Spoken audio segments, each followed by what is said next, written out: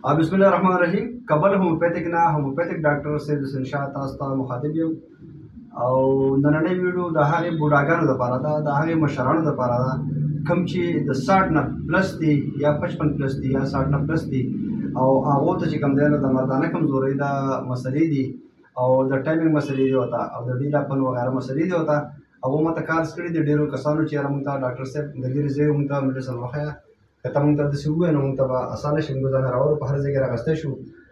نو د هغو دپاره ارکاټینیم ورته وایي، ارکاټینیم دا به ځان راوالي او دا چې د ورځې 3-4 ټایمه 10 خطرې سهار 10 غرمه 10 ماښام دې په اوبو کې اچي څکي دي.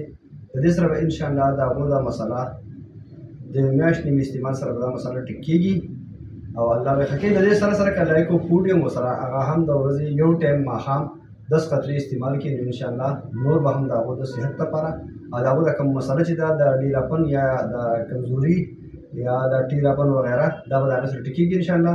په دعاګانو کې مو یاد ساتئ. ډېره مننه. آباد اوسئ.